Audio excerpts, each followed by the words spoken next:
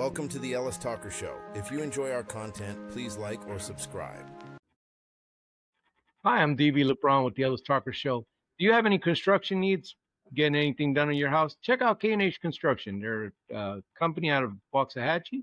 Let them know DB LeBron sent you. Now, my very special guest is Mr. Dave Chauhan, who is all the way down joining us from Melbourne, Australia. How are you doing, sir? Very well, thanks, Stevie. My pleasure to be here. Thank you so much, man. You know, I was looking through your stuff and you've been big on leadership. And that was like you came up with models. And on top of that, you came up with nautical models. And I saw the nautical and the Navy stuff, and that kind of fit me. So that fits. But I definitely wanted to get your story in. I love people who do in their life try to make humanity better in some way, shape, or form. So can you tell me more about you?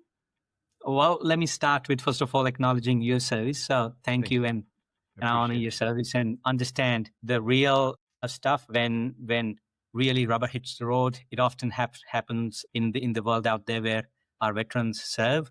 So the concepts that I talk about, yes, a lot of it is inspired by nautical forms of leadership. Hardened steel I talk about. And you want to learn real leadership, look at somebody who has served. So thank you. Thank you. I appreciate that. So what brought you to what was your story that brought you to leadership? How did that come up? Well, DB, my leadership journey started as typical any Joe and Jill's story would start. I did my degree. I started into the corporate world. About 17 years, I've had various moments in time where my values were tested. In a way, I had a successful corporate career. Constantly, like I said, those moments could ask me to re-question my own judgment and what I felt leadership's real meaning is. And about 14, 15 months ago, I decided to walk away from a corporate career to pursue something that was more meaningful and deeper, which I wasn't getting in my corporate career. And those are the greatest jumps in life, isn't it? Well, yes, it is hard to make these kind of choices, because when you look at your family and you have to make sure that you bring food on the table, which is not wrong. We all have that sort of dilemma and those sort of constraints in our life. It often becomes difficult. In my case, when I look back and here I am earning well, got a fancy car, got a house, and I look back and my response was, if this is what it means to lead, which is the constant race to add more zeros, then I am as unhappy or as fulfilled as I was when I started my career with $2,000 salary. So where does this take me? And I just came back from Illinois, my alma mater, which was 2024, back end of my completion of MBA program. And I started questioning myself that, okay, why did I start this degree? And my response was definitely not this that I'm doing right now. And me and my wife, we sat down and for weeks I was pondering over it. And her response was, Dave, it might feel like you don't have an answer. First of all, you will not get this answer by sitting in where you are right now. And second, it's not going to get any easier. I'm turning almost 40 now. When I'm 50 or 55 or 60, it's not going to get any easier. So I walked back and there were some conversations around restructuring in my organization. And I felt what that was my moment to believe and take the road that I've been talking about. I had no idea what I'll do. Honestly, the whole concept of book and all that, I had no idea about it at the time. And the point I want to make is it often feels hard. It takes a lot of courage, but one doesn't need to define their entire walk. One doesn't need to define the entire journey. You just have to have a good enough plan, the concept of good enough plan that I talk about. And that's what one must do. And leadership is not a title that you hold on to. And I know a lot of veterans understand when you walk away from your rank in your service and then you pursue and pivot a different career, you understand what I'm talking about. I do, yes. You carry that feeling of service your entire life, no matter what you do. And that's what that crux of leadership is, that it's a profound obligation. It's a responsibility that we must take. And it's the burden that we must feel every time we wear it, whether you have a team of 2 people, whether you are a small contractor running a small construction company, or whether you are running an entire board with your multi-million-dollar revenues and multi-million-dollar profits. And that's what it in then comes to at the heart of leadership. Right. You know, I would be remiss if I didn't mention the power that, this wonderful women that decide to do life with us. Their words can sometimes cut, they can correct, they can do a lot for us. And I'm grateful for that journey in my life, and I'm sure you're grateful in yours. She kind of told you how it was, huh? Absolutely. We are never become who we are in one moment. It is several interactions throughout our life and several decisions we make. And that's what leadership is. It's essentially a series of decisions we take that establishes our value system, that establishes who we are. It's the several journey of being with mentors, being with teams who shape you, your opinions and your decisions, and we get to a point where we are. I often say most people think leadership starts in a boardroom, or when the very first time you gain a title, or you become manager or whatnot, or in your MBA 101 about leadership. And my response is no. Leadership is a human journey. The very first time we experience leadership, or the element of leadership, is when we are born and we get in the hands of our caregivers, doctors, our parents, mom and dad, or anyone who cuddles us. That's the first relationship of trust that we create as a follower in this case. And then leadership happens in schools, on football playgrounds. Leadership happens all the way when we go out and join our first internship. Leadership happens all the way to the very moment when we get married, have our kids, and it happens throughout our life. It's a journey. It is a journey. What is new leaders, when they come in, they usually don't know their head from their butts. What is the biggest mistake that you see that new leaders make? Well, mistakes part, I suppose we are surrounded with it. One can make a million mistakes. The problem is not with making mistakes. The problem is with fundamental definition of leadership, what people, younger people and older people, even, people who have been leading people for decades, when the definition of leadership gets misconstrued. What we perceive today is that leadership is race to win. We often celebrate leaders like DT-like creatures like Alexander the Great, or people who constantly win. Wall Street does no good either, because we celebrate those leaders who win KPIs, who hit shareholder values, who hit all that stuff.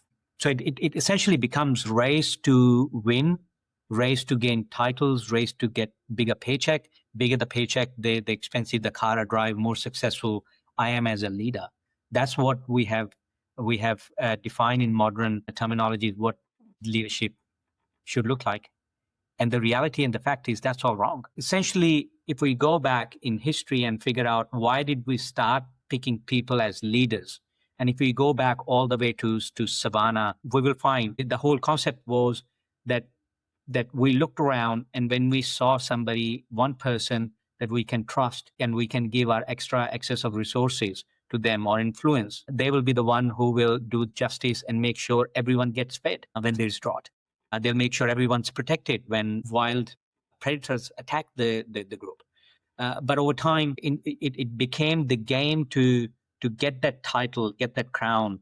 And that's what modern generation sees leadership. They don't see it as an act of service. And that's doing far more harm, far more damage than actually good. Have you seen a difference in how different generations see leadership? Yes, I think from my perspective, there are multiple ways of looking at it. Every generation has thought they have discovered everything about humanity and human brain and human interactions. Right. For example, back in 1960s, if somebody were to talk about empathy, you will essentially call them as weak leaders. If somebody will talk about vulnerability, people will say, "Oh, you're not ready yet, or these are not the qualities people want to see in strong leader. You have to build a facade of these strong, almost cruel leaders who will basically walk on anything and everything to get to the other side. But then came, early 2000s, the likes of Simon Sinek and Brené Brown came with far more grounded concepts of what we see leadership. But are these concepts new? In some ways, no, because they are grounded in humanity and they are part of who we are as humans. We see these concepts in our moms, in our dads, who actually provide us all the care. But over time, when we turn 18, we're given this wrong concept of leadership that we have to win at any cost. So it is not that leadership has generationally changed. It is that we are discovering so much about human society and us as humans that we are unraveling the pieces of what really creates this element of trust, how we define leadership. And yes, like I'm talking about these concepts that are relatively old but new, and how we see these concepts and how we present this concept matters. I stand on shoulders of all the giants who have come before me, and I'm pretty sure we will continue to explore and discover far more newer things that will advance the whole concept of leadership and how humanity really defines leadership in a better way. Well, because you wrote a book on it, and you came up with a model, this nautical leadership model. What were the inspirations for you when you were working on that book and working on that model?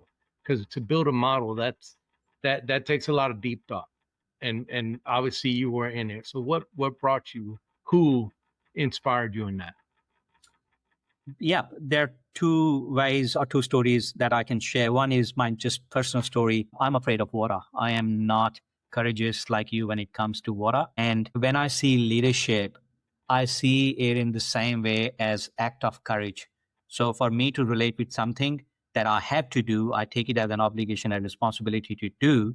Yet I see myself as that I have to work towards it, work for it. I see water as that similar analogy. I do tend to see the world from the lens of analogies. So that's one element. That's purely human element. That's something that I'm afraid of, something that I have huge respect for. I see leadership in the same way. But for more human way of looking at it, when we see the world as uncertain it is today, we can relate it with ocean. Ocean it's uncertain. You can't really control ocean. You can't control sea. We can navigate through it. When we don't know where we're heading, we can see the signs. We can work around how we get there. But essentially, we can't control external circumstances, and that's really the definition of world. It's uncertain. So, ocean really defines our world around us, and I see us as a collective humanity in a ship, in a vessel. And people often think that the only way voyage becomes successful is when you have the strongest vessel, when you have the best nautical equipment around you, when you have the best maps. And in reality, that's not true. When we look back at history, we'll find that there were so many nautical journeys that were made successfully, despite the fact that they were not carrying the strongest or the best vessel at the time. Yet they were biggest vessels humanity had seen when that happened, for example, in Titanic's case, and it did not even made its maiden voyage. So essentially, when we look at this analogy, leadership is a perfect metaphor, or it's a perfect metaphor for leadership, that we, collective humanity in a vessel, are traveling through this journey that we don't know where we're heading. And only way to survive this journey is to act together. It's about the crew working together. And the whole concept of that, you have to be the captain who can control everything. You have to command and control. Those models are redundant now. It's about navigation. And that's how I see leadership. And I have simplified this leadership concepts into three archetypes. And while leadership is so many things, leadership is a million things. Leadership is your ability to tell stories. Leadership is ability to rally people, your persona, your charisma, so many things. Again, we will look back at history and we'll find that there were visionary leaders who had no charisma, yet they were successful and they did something meaningful for humanity. Yet there were leaders who had no vision, but still they left a mark and did something meaningful for humanity. So what is leadership in the end? And for me, it comes to three fundamental elements: your beacon, your wayfinder, and your seafarer. Now, beacon is your values anchored and your purpose led, that you are anchored in your values and you lead with purpose.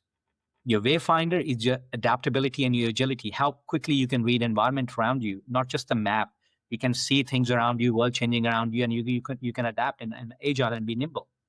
And your seafarer is your ability to courageously take decisions, make decisions, take actions when you're really needed to, even if you're scared to death. When the time comes, leaders take action. They take the helm, take the control.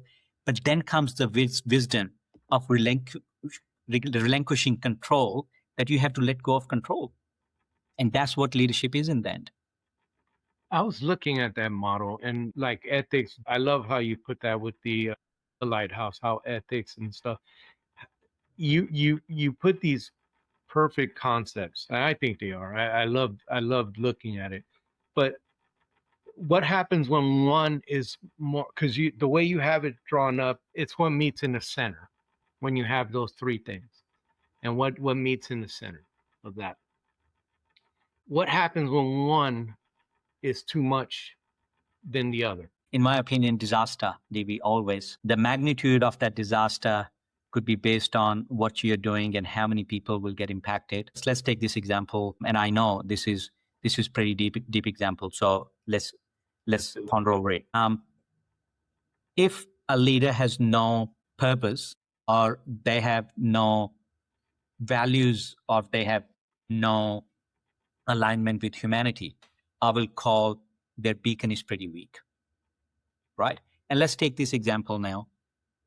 There has been a leader in the history who established the biggest enterprise at the time when they took the control of their organization.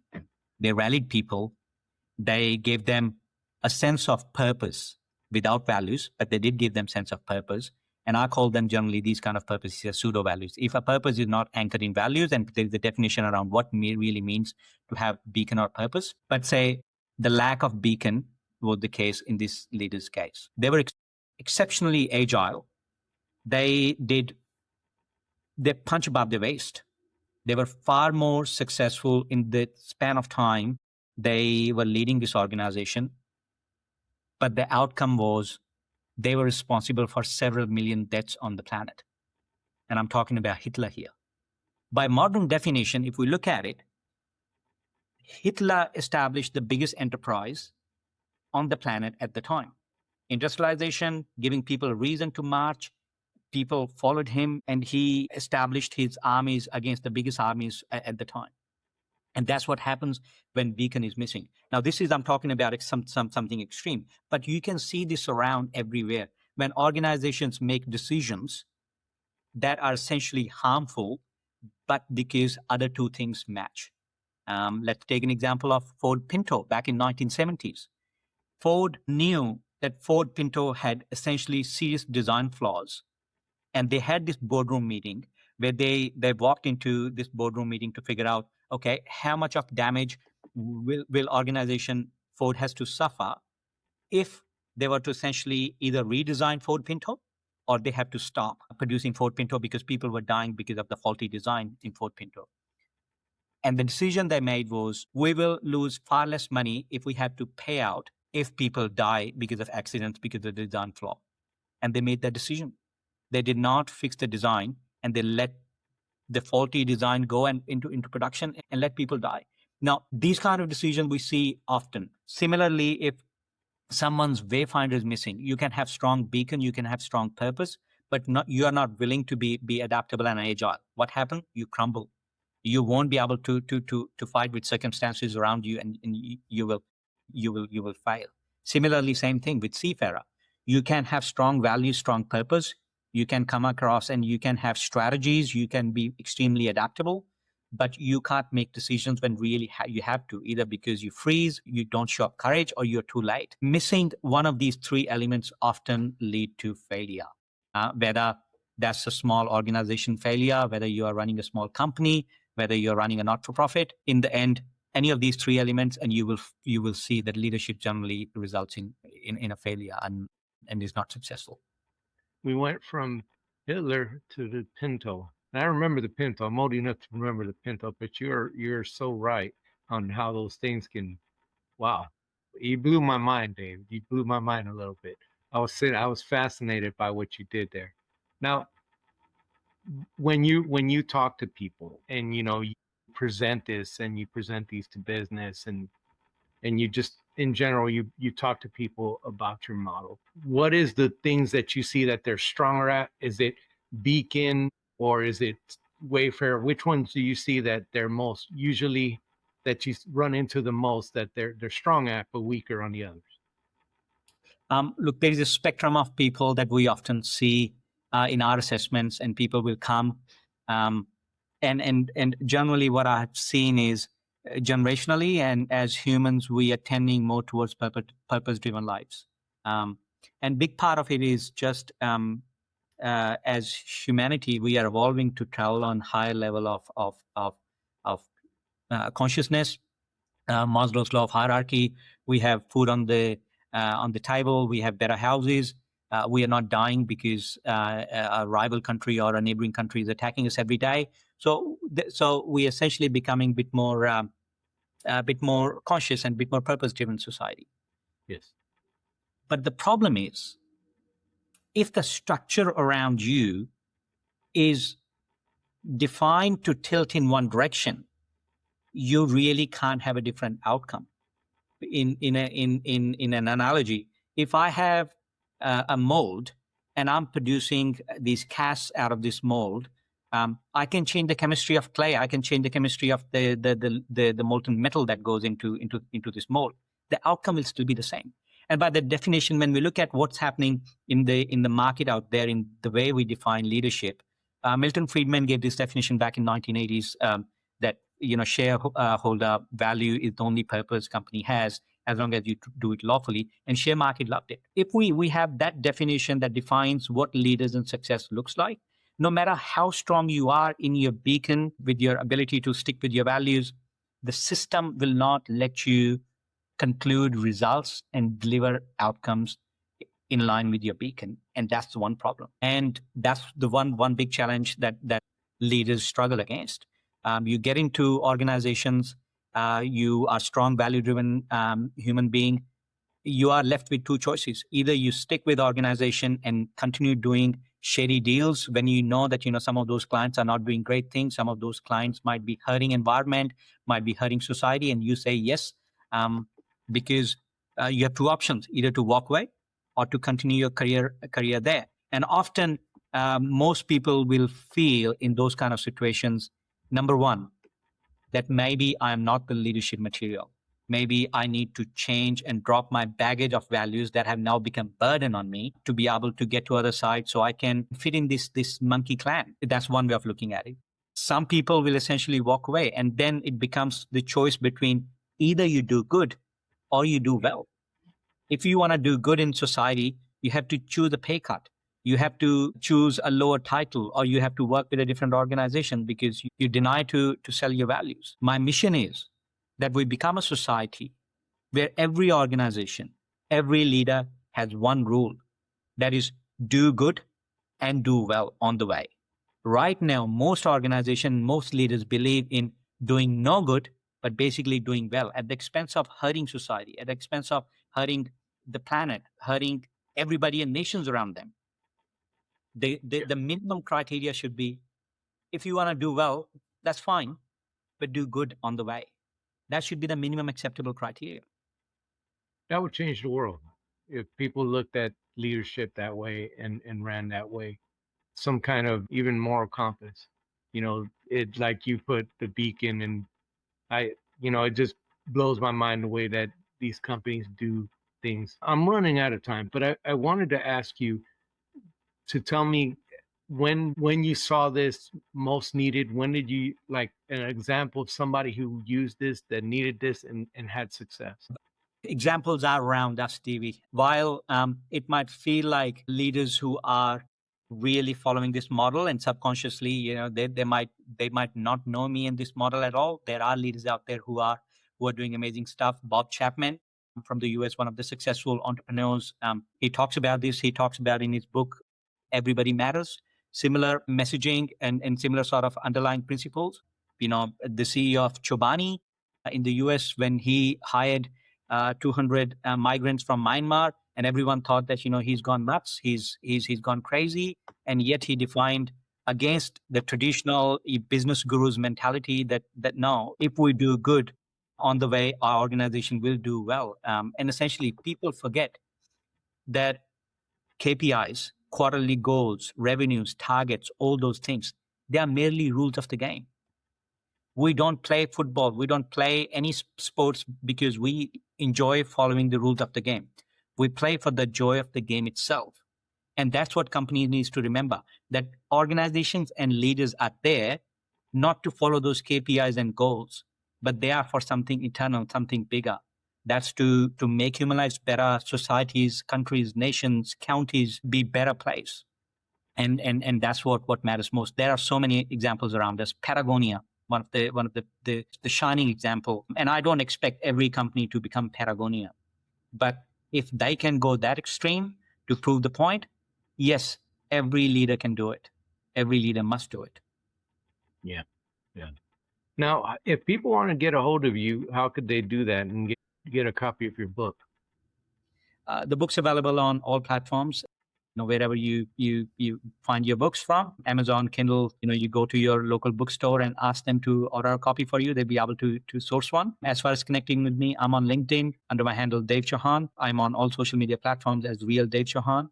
And I've got my website to www.davechauhan.com. And I'd be happy to interact with anyone who would want to continue this conversation. My friend, and I do call you that because, I love good people.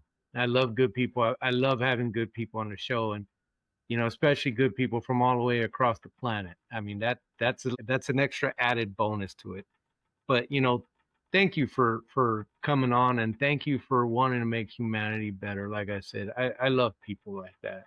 You leave a mark that's bigger than money, than bigger than anything. You'll leave a mark on humanity that maybe one person, two people take up the way you see leadership and how you put this together, and they do good. They do good and do well, like you said. Thank you so much for coming on. Can you stick around after the show real quick?